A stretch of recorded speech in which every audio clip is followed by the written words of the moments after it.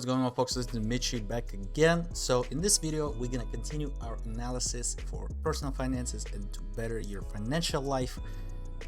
And we're gonna analyze a person who is living on $270,000 a year in Austin, Texas. So let's get let's get running with this and see what's going on in that gentleman's life. In high school, I was an introvert, and when I looked at successful people, they had a lot of friends and people around them that they were learning from. So I spent a lot of time listening to podcasts, reading books about how do you genuinely care about people, because I want to. People are awesome, and the only way we can really grow as a society is to be very transparent and to work together on investments, earnings, salary, on savings.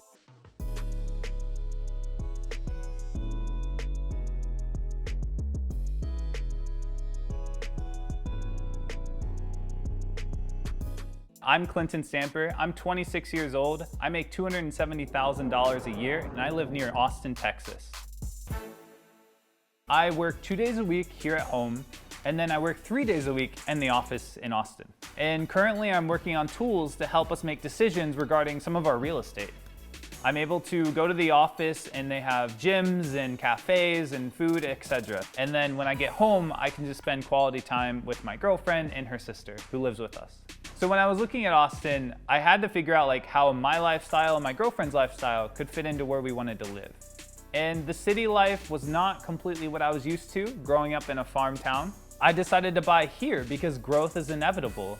And when it grows outside of this area then becomes part of the city, and it should expand in value and increase in price.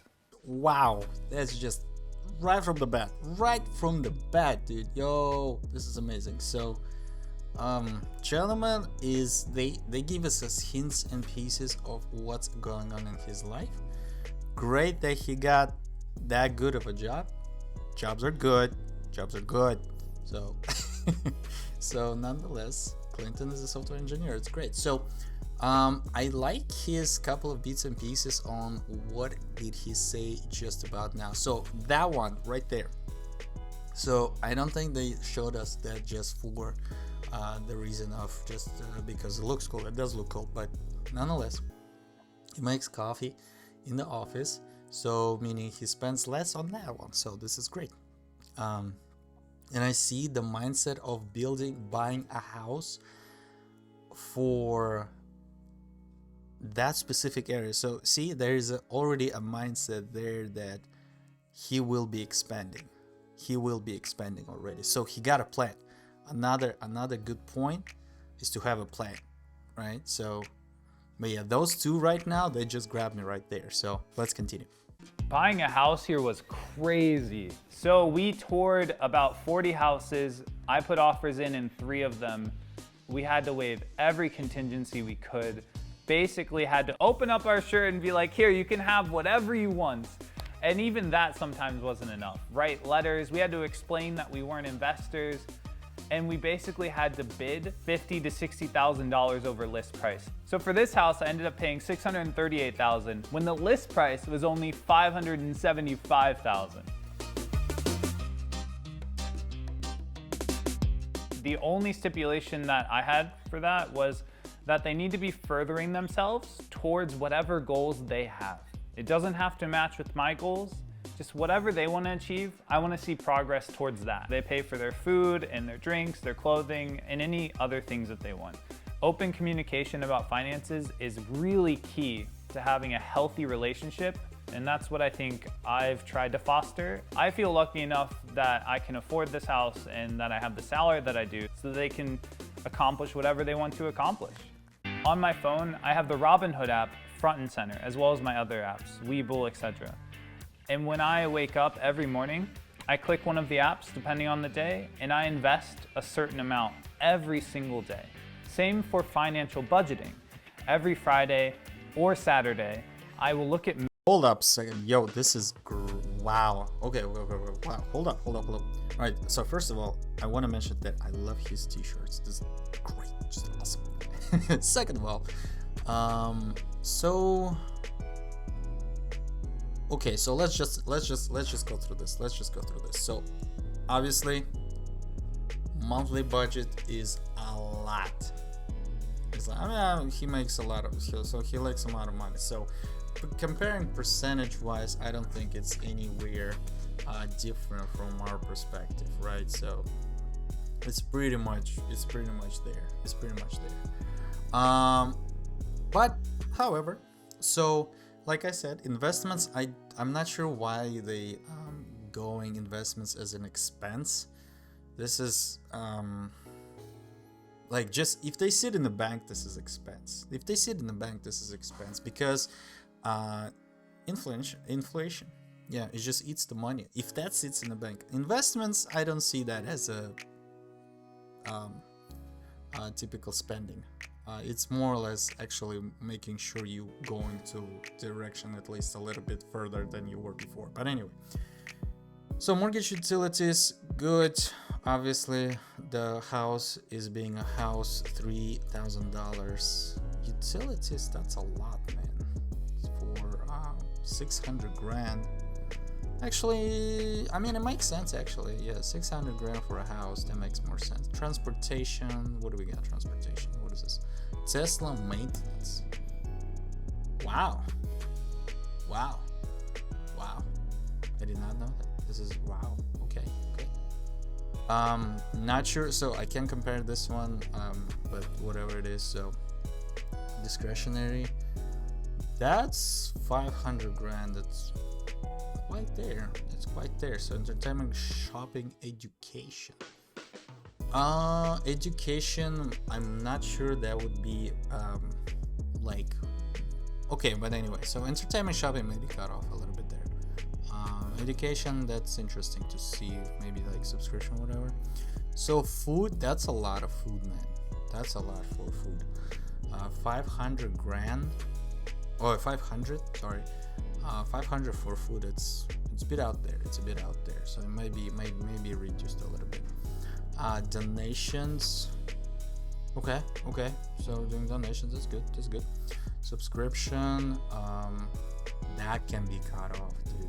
That can be definitely cut off. So as a gym, Netflix, cloud storage, Spotify, Amazon Prime, Discord, Nitro. Unless he needs that for business. Really, some of the stuff. Okay, Netflix with the recent drop. But in general, I don't really. I'm not really fond of Netflix, but you know, guys, in general, I'm not really fond of things like paying for stuff that can be cut off. Spotify, Spotify I see everywhere. Everybody spend money on Spotify, like everybody. In the Millennial, I don't understand why they spend money. Let me know in the comments below why people spend money. I just don't get it. Why they spend money on Spotify? Travel, I guess that's external from whatever he uses there. Business expenses. Okay, well, this is business. This is tax write-off, so that can be considered a little bit differently, but nonetheless. Therapy and life coaching. Unless there is a little bit needs to be done there, then yeah, obviously this is medical. If it needs to be done, it needs to be done. There needs to be, like, you know, nothing really to say that. But major points, I would say: food, subscription, travel. I'm not sure what that means. It's just, I guess, just travel in general, just for leisure purpose or whatever. Yeah, then yeah, it can be cut off. I don't understand that. But once again, he's in really good spot. If he spins more businesses, so he got business, this is good. So, you know, it's pretty good. You know, I don't see there is much of a bad there, but considering his income versus outcome, so, or not outcome, but so the things that take money out, that's okay. I think that's, well, see, that investment just throws everything out of the window, so it's kind of crazy. But anyway, let's continue.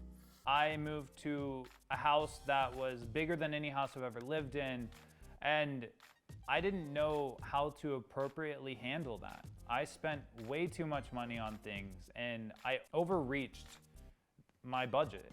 I was trying to fix my financial situation because I heard so many horror stories of debt crumbling people's lives, and I didn't want my student debt to do that. So I got rid of all of that unhealthy debt. And I'm hoping to accumulate more healthy debt, like super low interest free money in the near future when I buy investment properties. I'm open to all possibilities. I have my emergency fund built up.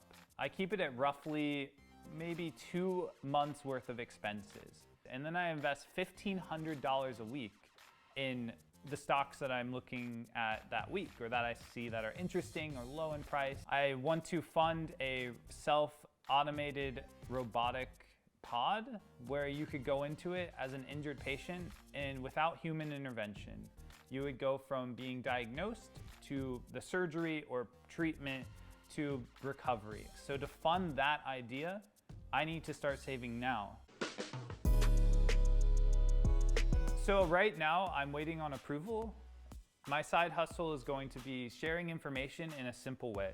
And right now the plan is to do that through YouTube Shorts, TikTok, Instagram Reels. I plan on covering everything from finances to just daily life things where you're like, wow, how the heck was I not taught that in high school or middle school? For the next year, I plan on just consistently investing every day and keeping both investments in cryptocurrency as well as the stock market.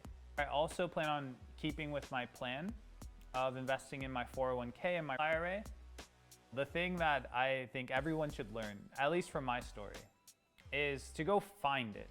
And what I mean by that is if you have a problem, surround yourself with people who don't have that problem because you're going to learn from them and you're going to find the information to help make your life better. So, as we see, Gentleman does great. So, software engineer, a lot of things that I learned there, a lot of things that can be a little bit corrected. They didn't go into much details because I thought they would kind of like give us like, hey, gaming would be his side hustle or whatever, which is can be. It might be actually. I don't know, like maybe working through Twitch or whatever. But he is more in software engineering, so yeah, he made that decision. So this is great. So, but overall, I like that he changed that. So changed things like that he did. He changed his way of thinking on finance, so he decided to do that. We already analyzed his budget. There's some things can be reduced, but like he said, so investments, the only thing that he can also I guess better is just a investment that he does investments great, but like just waking up every day and see what to buy. I mean, you got, yeah, it's great, but the financial analysis of the company is also hopefully, I know those like cryptos are a little bit difficult to analyze in that sense, but companies that can be analyzed, they need to be analyzed before buying and purchasing. I mean, but you know, at that point, sure. Yeah, it's just my take on that. I won't be investing in a company where I don't have a little bit of overwhelming sure percentage on, hey, okay, that makes sense, so they know what they're doing, the numbers right, things like that. So just analysis, it takes a little bit more investment in the stock market because we're just waking up in the morning and then just invest. That's I don't think this is right. But anyway, so I like his idea. So it's actually, I think that has a merit to it. But it can be actually just become as a like Uber, in terms of Uber on the steroids and stuff like that. But it's a interesting idea. Not gonna lie, that's a great idea. Like I said, I like his t-shirts. So that's another key point. But anyway, so let's wrap it up and see what we learned.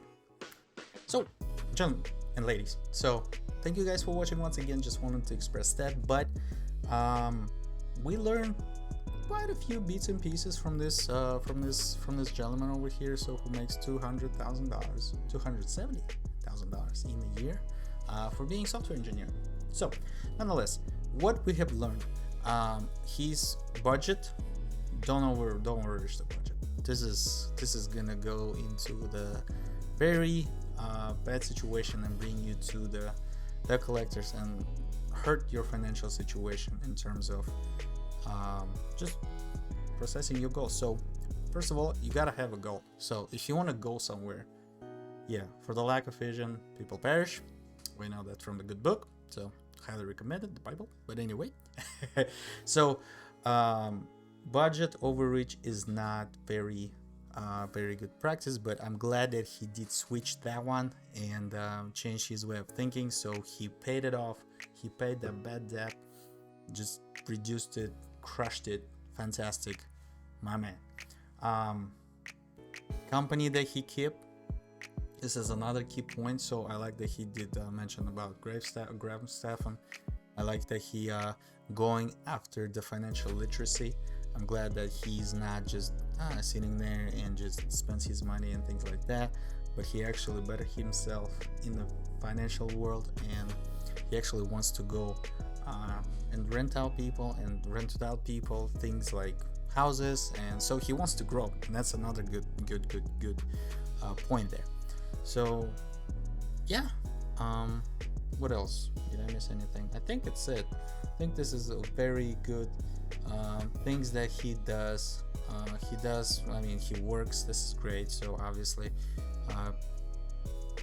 he reduced the loan. So if he has a couple other loans, so for example on Tesla, he didn't buy that outright yet, or he wanted to. Well, he got the loan there, but he tries to reduce it as much as possible. But otherwise, I would just recommend just kick off those loans out in your life and pretty much be done with it. The idea, I hope that will benefit and he will fund it, but it's interesting to see the market. He needs to do market research on that, but overall it sounds good, but medical field is a little bit tricky one. So I work a little bit, I not indirectly face it. A lot of people love a customer service there. Some people just don't know what they have and things like that. So just overall understanding and interaction with people in the medical field and department, that's a key factor there that needs to be considered, because some people, majority of people, sometimes they don't know what they have and what things needs to be done and things like that, although it's not a position of a physician to say that, but overall it's a little bit tricky field to address that on automation point of view.